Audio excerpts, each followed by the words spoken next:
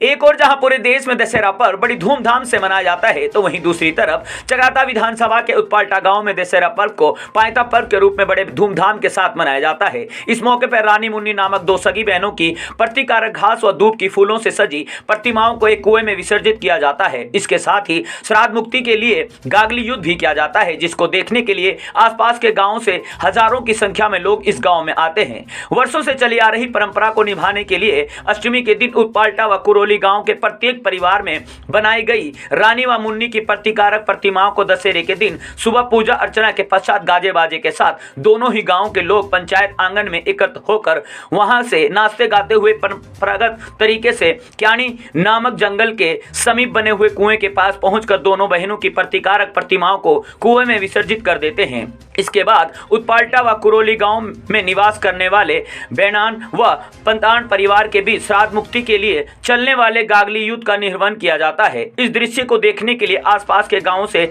हजारों की संख्या में लोग उत्पाल्टा गांव आते हैं। इस कार्यक्रम के पश्चात दोनों गांव के लोग एक दूसरे के गले मिले और पंचायत आंगन में पहुंचकर पूरे दिन महिलाएं व पुरुष अपनी पारंपरिक पोशाक कर जौनसारी संस्कृति पर आधारित नृत्य और गीत, झैता, रासो व हारुल गान गाते और नाचते हैं। सर, ऐसी मान्यता है कि बहुत सालों पहले एक रानी मुन्नी नाम की कन्या आई थी। वो जल भरने के लिए आई थी और कुएं में डूब गई थी। तो इस दिन अष्टमी के दिन वो यहाँ दशहरे के दिन आई थी। तो उनके पश्चाताप बनाने के लिए आपस में मार खेलते हैं कि एक दूसरे परिवार पे आरोप लगा रहे थे कि तुमने वो जबरदस्ती पानी के लिए भेजी वहाँ पे और एक कन्या डूब गई। उसको बचाने के लिए दूसरी कन्या भी डूब गई।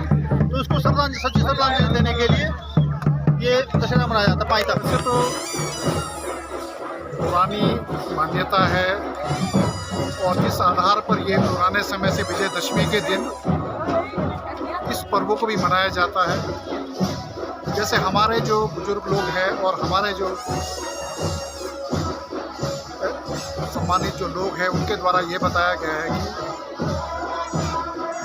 ये जो हमारे जो गांव के नज़दीक एक दो कुएं हैं वहाँ पे ना जी, अच्छा, उसमें से एक ऊपर है एक नीचे है। तो दो कन्याएं थी जो कि पानी के लिए गई थी, जो डूब गई थी। उसी श्राप के कारण हम लोग इस दशहरे पर्व जो विजयदशमी के रूप में मनाया जाता है, उसी परंपरा के साथ इसको भी मनाते हैं कि जो हम उन कन्याओं का जो श्राप था उससे हम श्राप मुक्त हो जाए।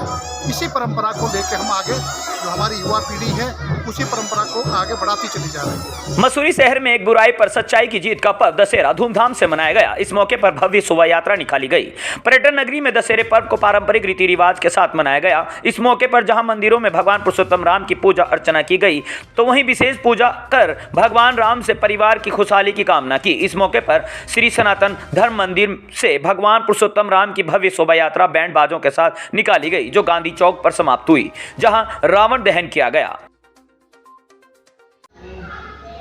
कम से कम 50 साल से। और कैसा आपको लोग जो आपको देख रहे हैं, कैसा लगता है आपको? किस तरीके से लोग देखते हैं आपको? ज्ञान के रूप में देखते हैं लोग, और अच्छा समर्थन मिला हुआ है। सब लोग बहुत प्यार करते हैं। गांव के चाहे शहर की चाहे सभी लोग अच्छी तरह से मानते हैं। आपने जो रामलीलाएँ जो होती हैं, हाँ, रामलीला हमने यहाँ पे 15 साल लगातार की है। सिर्फ 65 में।